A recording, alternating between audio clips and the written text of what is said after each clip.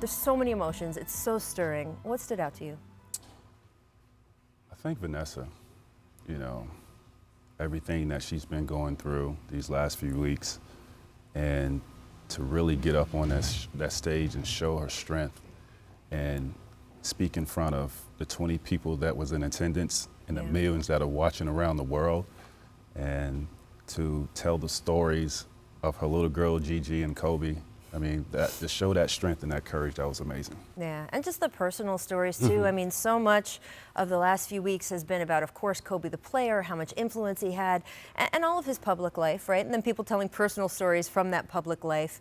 But we got to hear today that Gianna liked to bake and she watched Cupcake Wars, right? I mean, all these little details that... It matters, right? I mean, the people that spoke today really did a great job painting a picture of Kobe as a father, as a player, as a coach. Gigi, the things that she liked to do that, none of us knew about. I mean, they did a great job of honoring those two today. Yeah, just the personal touch all the way through, everybody giving their hearts. Really, again, I'm going to go back to having courage and bravery to do it, bear themselves on that stage, and that's what that is.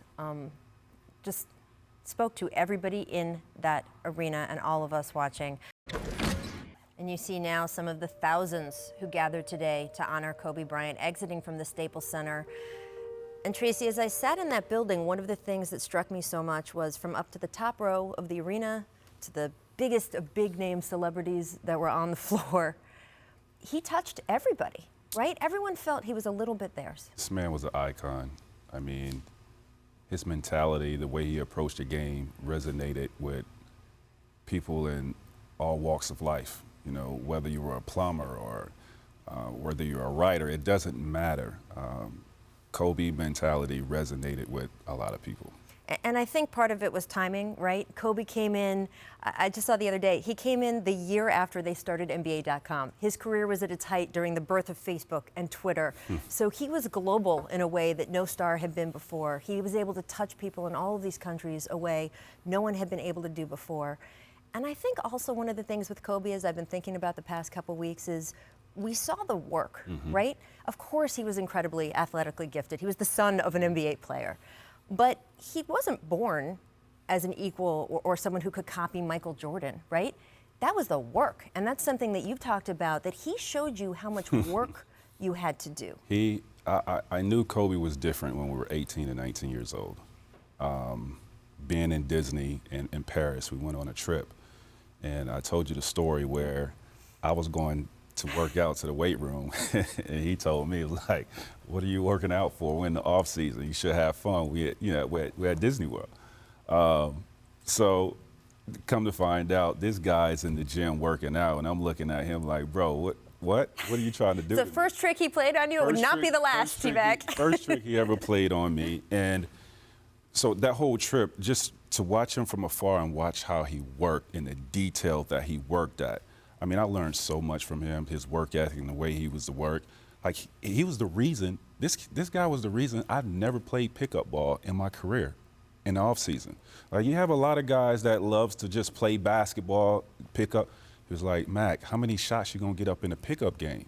He was like, what you need to do is work on and develop your skill Go to the gym, do certain drills. Do certain drills by yourself or your trainer. And that's the way I trained my whole career. And damn, I mean, you see what he got. It worked. But I mean, it's just his work. I mean, it's unmatched. The kid just loved the game, had a deep passion for it, and you see what we're honoring today. Yeah, and I think that if you're a dishwasher who was waking up at 4 a.m., you could relate to that, right? I mean, I just think that for so many people, that work was part of what tied Kobe to them. And then, honestly, just the fact that his longevity, that he was there for decades of people's lives. And again, I think that's what we're seeing today, from celebrities like Beyonce or Jennifer Lopez to Sabrina Ionescu, right? Speaking so beautifully at that service. He was there. He was the wallpaper of so many people's lives. When I look back and just competing against him, being around him when we were younger, the discipline that it takes to reach the level that this man was able to reach, and the things that he accomplished in his career, the ability to play through pain, certain injuries, just the commitment to being excellence is what he was all about. And he achieved that. And I think that's why a lot of us really related to Kobe and really just looked up to him because of what he was able to, his mentality. He was just, when you see guys like Kobe, you just say, man, he's different.